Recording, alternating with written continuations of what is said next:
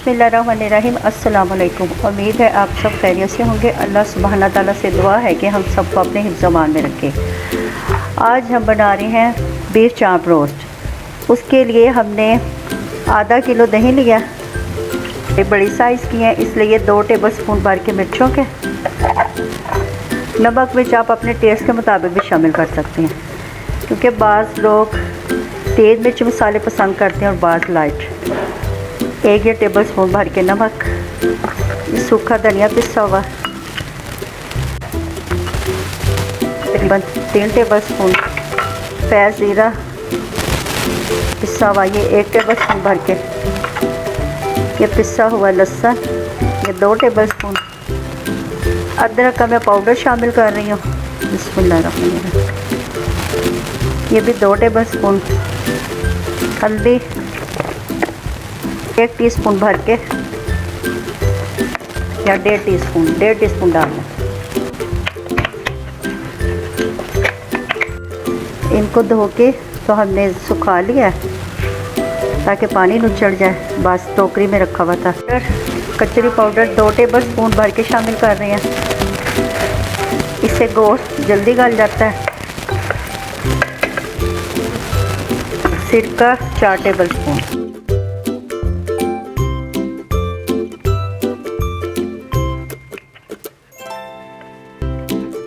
अब चाप पे इसमें भिगो के तो एक दिन के लिए हम रख देंगे।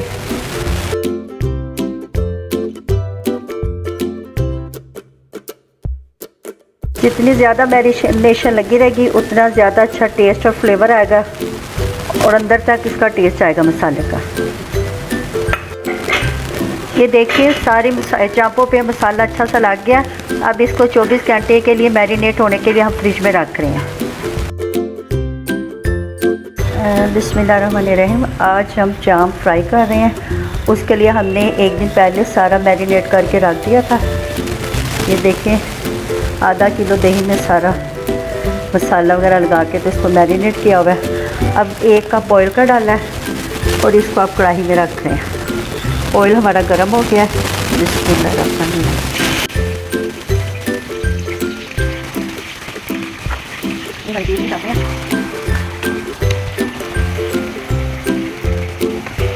इसको कचरी पाउडर भी लगाया हुआ है, उसकी वजह से भी ये गोश्त जल्दी गल जाएगा। तकरीबन 1 लीटर पानी का डाला है और ये सारा इसमें डाल लें। बिस्मिल्लाह।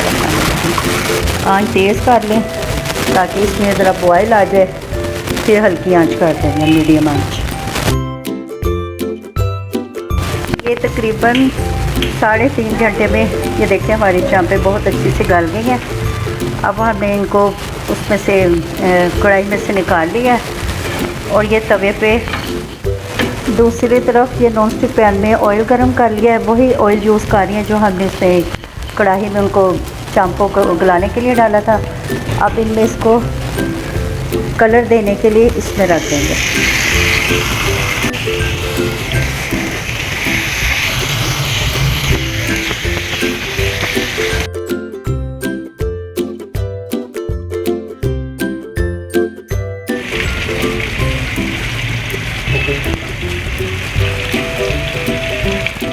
अल्हम्दुलिल्लाह हमारी फ्राई चांपें तैयार हो गई हैं।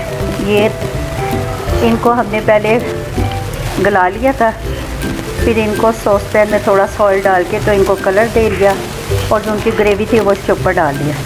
ये देखने में भी बहुत अच्छी है और खाने में भी बहुत यम्मी और जूसी है। ये देखें ये अच्छी तरह गला हुआ है, ये बहुत सॉफ्ट है।